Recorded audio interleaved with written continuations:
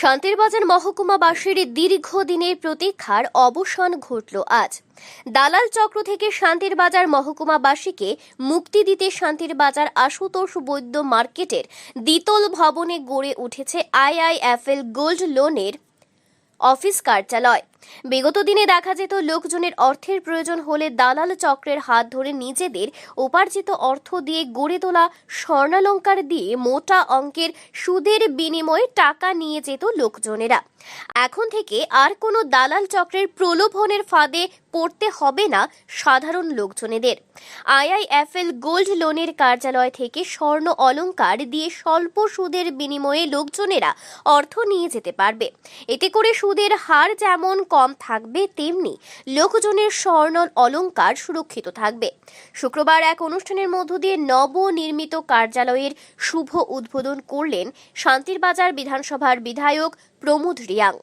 বিধায়কের পাশাপাশি উপস্থিত ছিলেন শান্তিরবাজার পৌর পরিষদের ভাইস চেয়ারম্যান সত্যব্রত সাহা, শান্তিরবাজার ব্যবসায়ী কমিটির সভাপতি অমর মিত্র, আইআইএফএল গোল্ড লোনের টেরিটরি ম্যানেজার গৌতম চক্রবর্তী সহ অন্যান্যরা।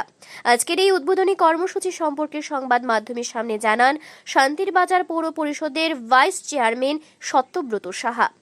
আইআইএফএল গোল্ড লোনের নবনির্মিত কার্যালয়ে শুভ উদ্বোধনকে কেন্দ্র করে সকলের মধ্যে ব্যাপক উৎসাহ উদ্দীপনা লক্ষ্য করা যায়।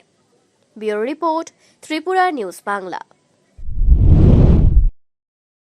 আইআইএফএল একটা গোল্ড লোন দেওয়ার একটা ব্যাংক আজকে শান্তিরবাজার তাদের ব্রাঞ্চ ওপেনিং করেছেন।